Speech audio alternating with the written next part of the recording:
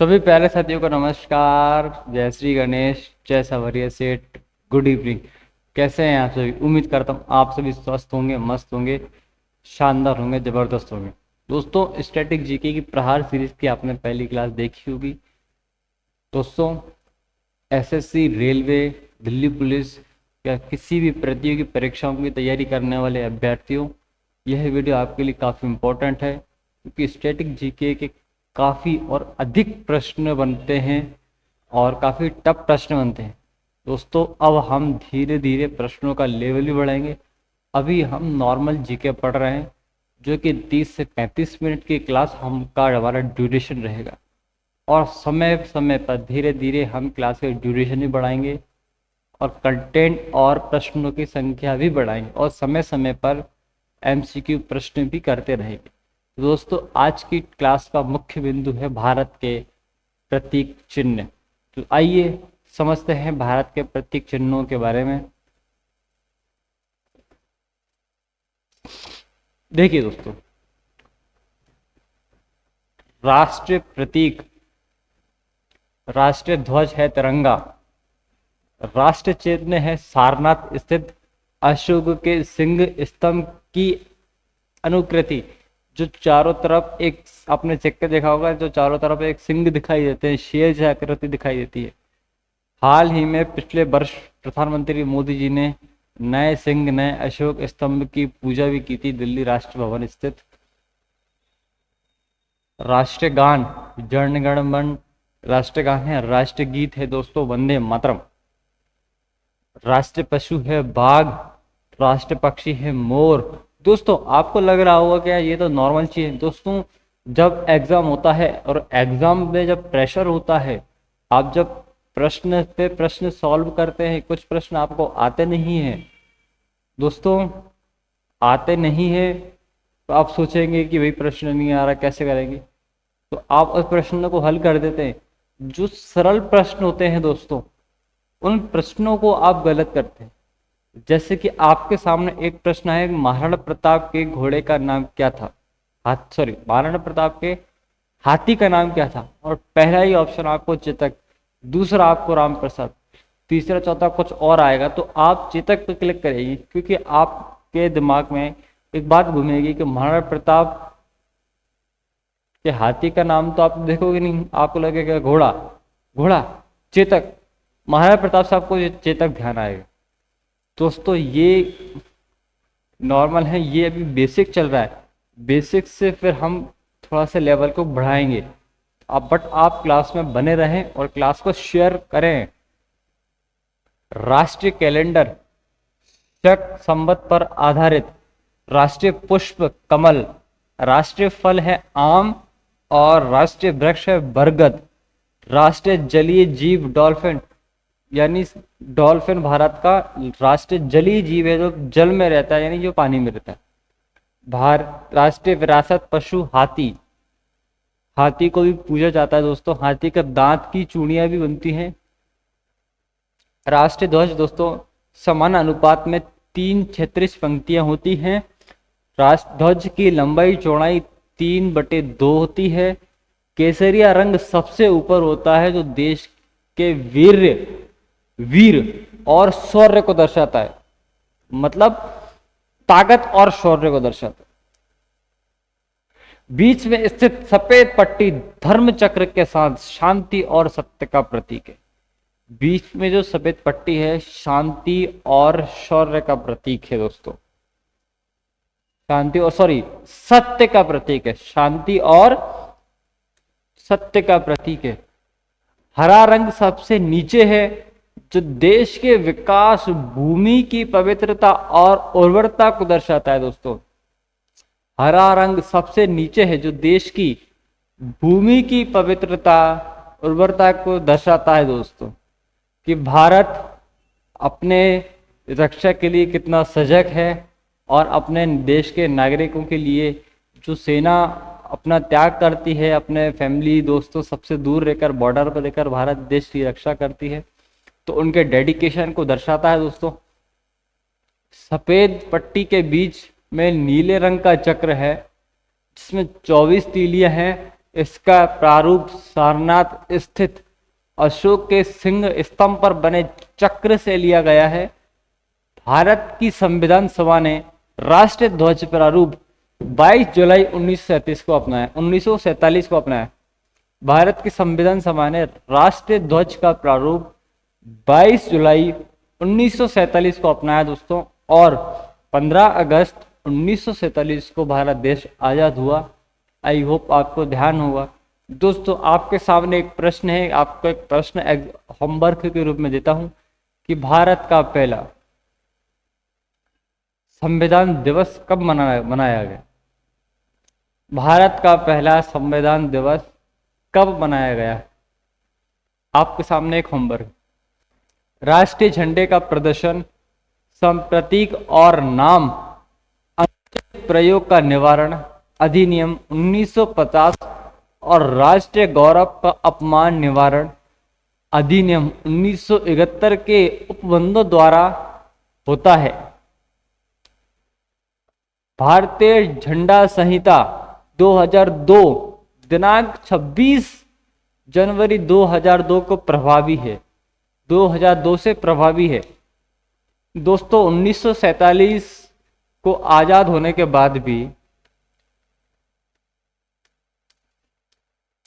2002 में पूर्ण रूप से मान्यता मिली।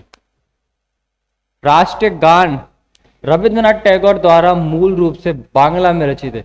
रविंद्रनाथ टैगोर ने राष्ट्रीय गान का निर्माण किया और जो कि पूर्णतः बांग्ला यानी बंगाली भाषा में रचित है।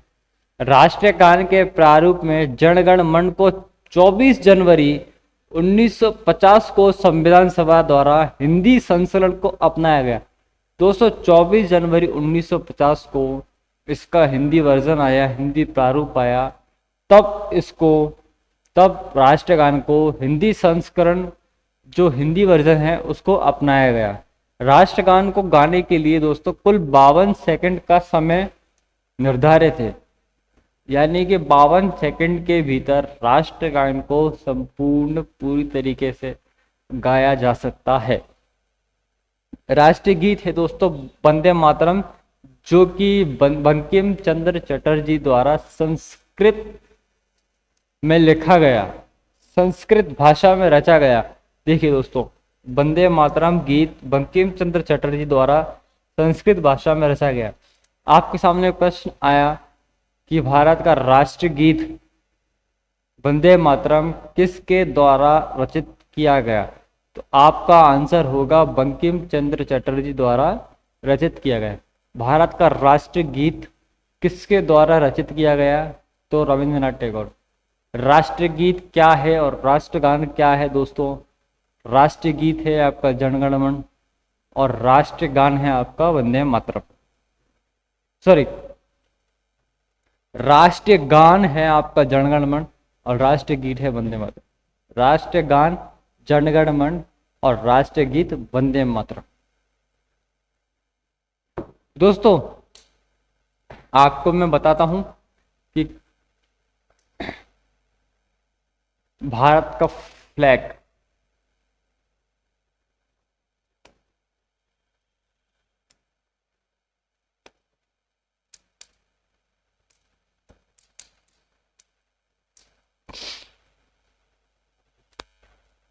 देखिए दोस्तों, एक केसरिया रंग की पट्टी ऊपर है, इस सफेद रंग की पट्टी बीच में है, एक ग्रीन है। दोस्तों ये जो आप देख रहे हैं इसमें ये जो पतली पतली लाइन देखिए ये है 24 तीलियां, कुछ इस प्रकार का है दोस्तों। और दोस्तों अगर आप चैनल पे नए हैं और आपको चैनल का नाम अगर सर्च करने में प्रॉब्लम हो रही है, तो दोस्तों मैं आपको बताता हूँ आप चैनल पे कैसे सर्च कर सकते हैं। देखिए कंप्यूटर बाय यस सर आप सर्च करेंगे सीधा, उसके बाद आप उसको स्क्रॉल करके आप दोस्तों गूगल पे भी सर्च कर सकते हैं। ये आ रही है मेरी पहली वीडियो और आप इस पर भी क्लिक कर सकते हैं दोस्तों।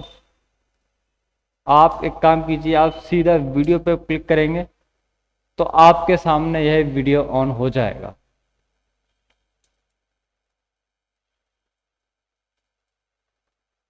ये रहा दोस्तों आपके सामने वीडियो, और वीडियो के आप नीचे आएंगे तो आपको सब्सक्राइब का ऑप्शन दिखेगा, तो आप वहाँ से चैनल को सब्सक्राइब, यहाँ से आप चैनल को सब्सक्राइब भी कर सकते हैं दोस्तों। और कई सारी वीडियो हैं, और फर्स्ट ग्रेड की तैयारी करने वाले अभ्यर्थियों के लिए स्पेशल एमजीके मैराथन क्लास भी मैं लेकर आया हूँ। देखिए दोस्तों, इससे पहली बार 1896 में भारतीय राष्ट्रीय कांग्रेस के सत्र में गाया गया।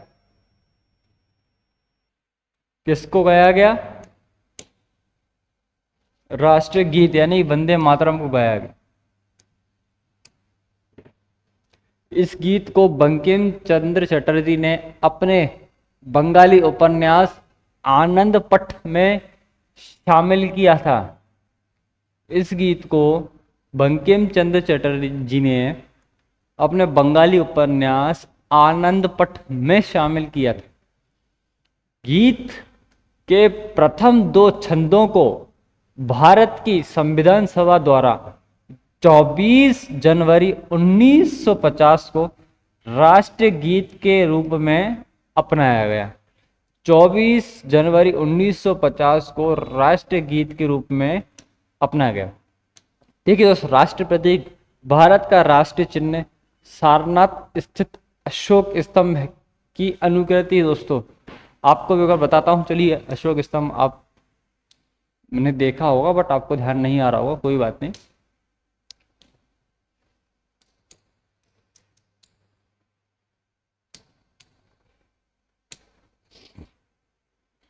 देखिए दोस्तों, ये आप देख रहे हैं, आपने कई कॉइन्स सिक्के पर भी देखा होगा, ये है अशोक स्तंभ।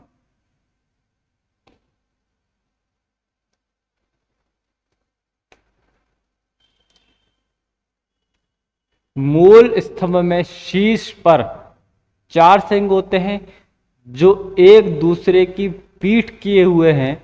इसके नीचे घंटे के आकार के पदक के ऊपर एक चित्र बल्लारी में एक हाथी, एक चौकड़ी भरता हुआ, एक घोड़ा, एक सांड तथा एक सिंह की उभरी हुई मूर्तियां हैं।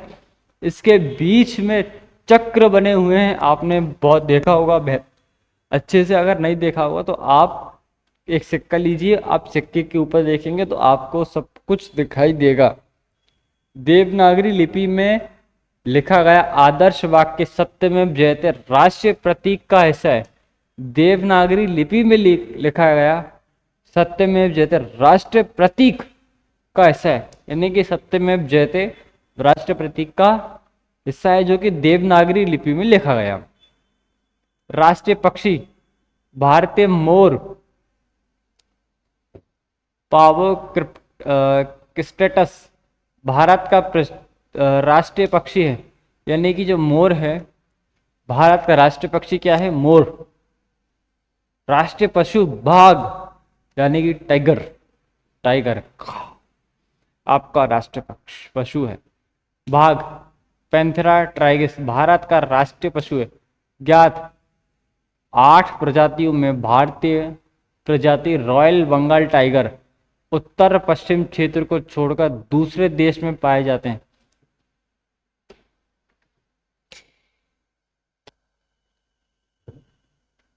रॉयल बंगाल टाइगर उत्तर पश्चिमी क्षेत्र को छोड़कर दूसरे देश में। बंगाल टाइगर दोस्तों बहुत खतरनाक होता है, जो कि बंगाल टाइगर तो बहुत ही ज़्यादा खतरनाक और बहुत ही ज़्यादा खूंखार होता है।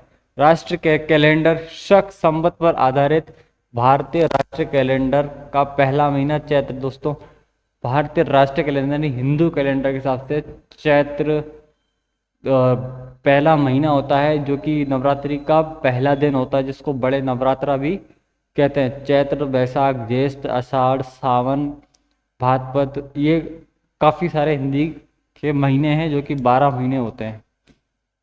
365 दिनों का एक सामान्य वर्ष होता है। इसमें ग्रेगोरियन कैलेंडर के साथ 22 मार्च 1957 को अपनाया गया। प्रथम चैत्र सामान्यतः 22 मार्च को और लीप वर्ष 21 मार्च को पड़ता है। मुद्रा चिन्ह दोस्तों भारतीय रुपए का चिन्ह कुछ इस प्रकार का है। भारत सरकार द्वारा 15 जुलाई 2010 को अपनाया गया। यह प्रतीक देवनागरी आर और रोमन अक्षर आर पर का मिश्रण है। यह प्रतीक उदय कुमार द्वारा संकल्पित है। इसके जो प्रतीक है वो है उदय कुमार द्वारा इसके प्रतीक है। दोस्तों आई होप आपको क्लास लगी होगी, क्योंकि क्लास का ड्यूरेशन थोड़ा सा छोटा था। प्रहार सीरीज की हमारी दूसरी क्लास है, प्रतीक चिन्ह एवं महत्वपूर्ण तथ्य, static GK, SSC, railway, all India exam. दोस्तों ये क्लास का ड्यूरेशन छोटा था और इसमें बहुत ही बेसिक और बहुत ही सामान्य प्रश्न हैं, बट आप धीरे धीरे इस क्लास में देखेंगे कि आपके सामने कुछ ऐसे इम्पोर्टेंट थे लेके आऊँगा कि वो तथ्य आपने अभी तक ना देखे होंगे ना सुने होंगे, जो सीधे आपको एग्ज़ाम में देखने को मिलेंगे। और प्रीवियस ईयर के एग्ज़ाम पेपर में भी आप देखेंगे तो वैसे के वैसे प्रश्न आपको एग्ज़ाम हॉल में देखने को मिल सकते हैं। दोस्तों आप आई होप आपको क्लास बेहतर लगी होगी। एक बार फिर बोल रहा हूँ कि दिल्ली पुलिस हो, चाहे एसएससी हो, चाहे रेलवे हो, एसएससी, रेलवे और दिल्ली पुलिस का एग्ज़ाम काफ़ी नज़दीक आ चुके हैं। दिल्ली पुलिस का सितंबर में है, एसएससी का अगस्त में है और रेलवे का भी इसी दौरान एग्ज़ाम है।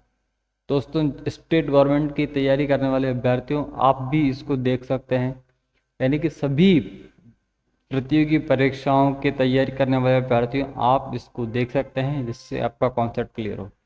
अगर कोई यूज़र ऐसा है जो अभी 12th कंप्लीट करके आया है तो दोस्तों वह अभ्यर्थी इस वीडियो को ज़रूर देखे और चैनल को सब्सक्राइब करें और अधिक से अधिक लोगों को शेयर करें।